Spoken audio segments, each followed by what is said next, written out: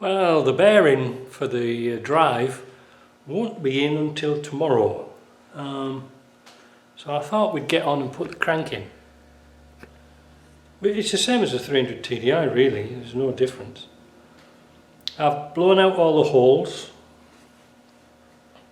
with some brake cleaner and then got the compressed air, went across it that way to force any dirt and anything out the bottom. If you go like that, you'll probably get it in your eye. We haven't got the oil pump parts on yet, so we're okay there. But we can put the bearings in. We can find the bearings. Where the hell are they? For some reason, these bearings came from a well-known manufacturer, well, engine rebuilder, beginning with a T. And these are made, they said they're King bearings from the United States, but actually they're made in Israel. Yeah, made in Israel. I always liked glyco bearings, but that's all we've got, so that's all we're going to fit. If you're wondering how they make these, it's just a piece of flat sheet steel, and then they spray them or electrocoat them with a metal, and then roll them precisely to that dimension and put a little kink on. That's why they're so cheap. So let's get these ones out, because it would be so easy to put the wrong ones in with the holes. You see it's got holes in there? Well, they line up with the hole in the engine. Now I pushed them, there's a little tang, so I like to push them down into the tang like that, make sure that they go in. What's that? Oh, that's the thrust bearings. I'm jumping amongst myself now. That's that one.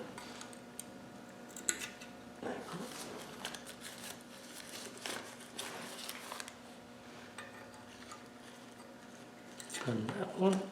And that allows oil to get round. You see there's a cut all the way around so oil can get onto the crank. The force of the crank, the force is going to be this way. So if there's any gap, it's going to be this way, so oil can get round it pretty easy. Well, I say pretty easy. And then the last one goes in here. Let's put that to one side.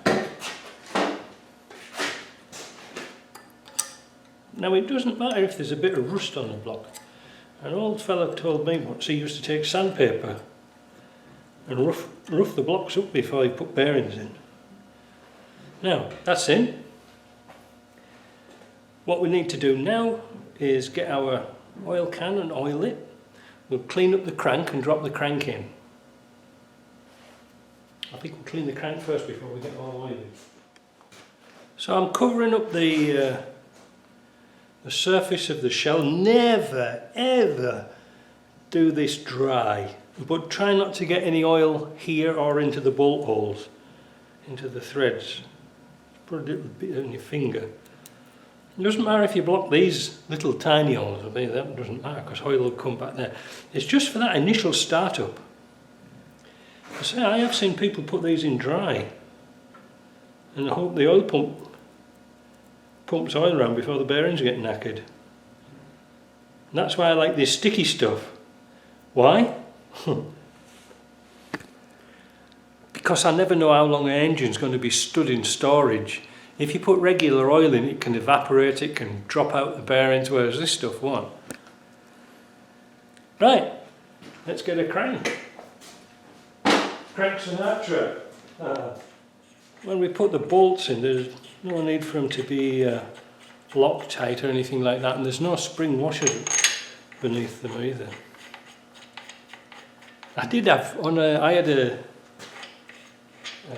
3-main bearing diesel many years ago, a 2 1/4 diesel, and this cap broke. The bolts came out, the cap broke, and the part of the cap got wedged between the crank and the block. Bloody hell, it was like hitting a brick wall. I was only doing about 30 miles an hour. Yeah, that was a bit of a surprise. And so I went to the scrapyard, got another cap out of an old scrap engine, bolted it on with the old bearing, and we drove it for another 6 years. Right, as we're putting the bearing caps on, this number 3 needs to have the thrust washers fitted. The thrust washers stop the crank going backwards and forwards, and also when you're putting your foot on the clutch, it's putting a lot of pressure on that surface area there. Not much. That's why you shouldn't really ride the clutch too much. Also, this copper face goes to the outside. Don't put it the other way around, steel to steel. Alright? So we're going to put a little bit of lube on that. Put it around with your finger. And then again, copper to the outside. Put it in there. Might have to move that crank a little bit for it to go in. And then you've got to feed it round to go in to the crank. So this is why you might have to turn the crank a bit. That's it. Just to get that bearing in there. Now these are standard. Oh, I see what's going on. The gap's bigger at the other side, so I'll put this one in first. Yeah, these bearings are really, really important. I have known people to put them in the wrong way around. And again, these are standard. They're not oversized. Just let me get a screwdriver and we'll push this to one side. Then we can get out of the shell in. There we go. Usually, standard bearings are good enough. What the first thing we're going to do is put this together, and we're going to check the end float on it before we fasten it down, because if we need oversized bearings, now's the time to do it.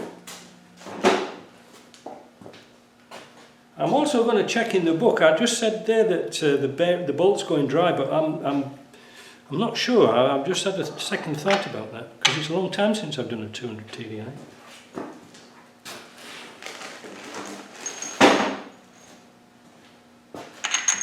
Many years ago, when I was in New Zealand, I was working on a farm there, and the farmer had a Polaris tractor, great big old Soviet Union thing. I think they got them in New Zealand in exchange for lamb or something like that, I don't know. Anyway, he kept complaining about it was locking up, rarely, just randomly locking up. And it was one of those engines that didn't have an electric starter. It had a petrol little two-stroke engine on the side, like a donkey engine to start the tractor. But he said, when I put my foot on the clutch, it locks up. Well, I sort of knew straight away what it was. The bearings had gone. Anyway, it was so bad that the crank had shifted about so much. The crank cases were okay, but it had worn into the crank. Anyway, the strangest thing about that job was, when he bought the tractor, it came with a free crank.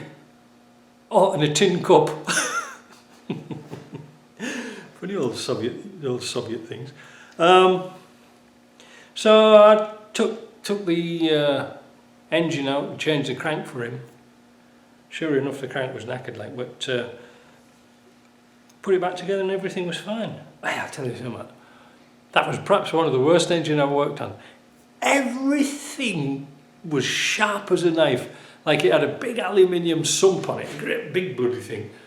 And it was like a razor. Nobody had deburred anything, so you were cut to bits.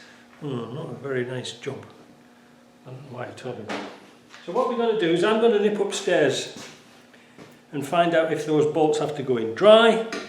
I'm just going to temporarily fit the rear bearing, because you know what I do, I put some sealer in there, but we're just going to fit that in temporarily. We're not going to put the T-pieces in. We're going to set this up so that we can check the end float. I'm sure it'll be fine. Or I'll go and get a spanner for these bolts. So I just went upstairs and I had a look at the book, and it's 47 thousandths of an inch end float. I've got the gauge down here, 0, almost just over 5. I think that's going to be fine. Now a lot of you are going to ask, I seem to have missed that bit out, was the crank good? Yes, it was very good. It didn't really warrant any work doing to it. It was nice, it measured up nice. Am I going to use, what's it called, the stuff for measuring the clearances? I just can't see it on this engine, it looks so nice. It really is. I think it's had some work done to it before, but it is standard, so it's maybe had a polish. But it's very nice. Also, I found out too that the bolts should be lightly oiled. That's going off the 300 TDI manual, and if it's good enough for that, it's good enough for me. So we're going to spin these bolts out and put a little bit of oil on them, just to be sure. To be sure. It's a funny thing about oiling threads. Some people say you should, some people say you shouldn't, but I was just, that's how much it's got, not much. Because it can change the torque values. Yeah, it's had some strange work done to this engine. I don't know what it is.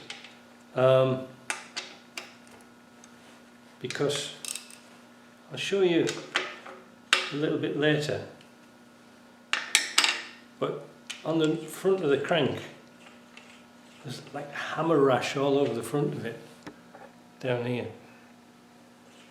I don't know what that's from. Maybe they got the pulley stuck, but there's a lot of marks on it. Like I say, I'll take it out and I'll show you. Anyway, I'll get on with this, put some oil on. But we know the crank, we know the end float's good, so that's good. Now if it is out, you can get oversized bearings to go in there, but again it's down to the machine shop to face off those two faces on this crank in the middle, so they're nice and smooth. If the bearings have got worn and it's eaten away at the sides, then replace them. You know, not replace them, but machine the crank. Another thing I was reading about is replacing the big end nuts as well. I don't do that. I just put some Loctite on them. I don't know. I've never really done that. Couldn't see the point of it really.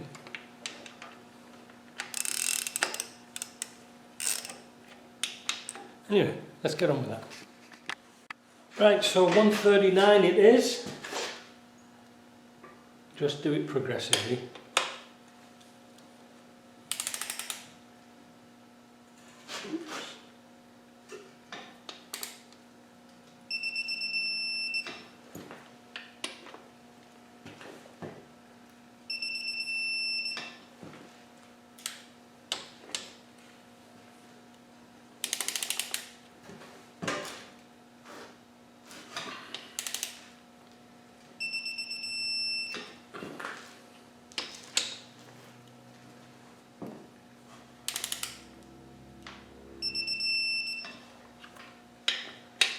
Good that, isn't it? Wish I had one years ago.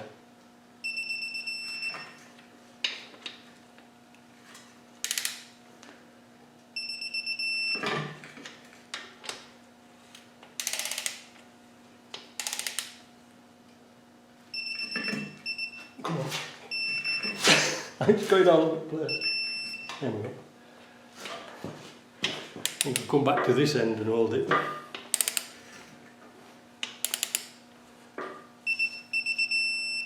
Now, why didn't I do this end one? I'll show you why.